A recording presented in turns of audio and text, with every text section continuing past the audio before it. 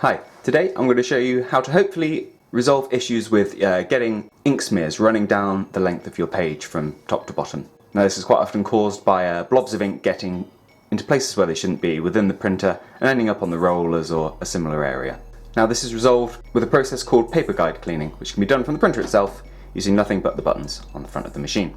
So, starting from the home screen of the printer, we can use the right arrow and move along till we get to maintenance. Press OK to go in. Now the option we're looking for is right at the bottom. Let's go all the way down to paper guide cleaning. Press OK.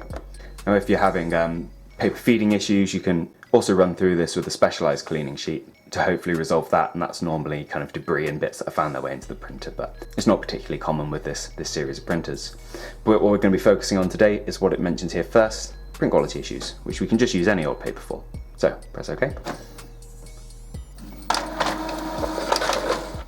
And after the very quick process is complete, it'll just feed through a bit of paper.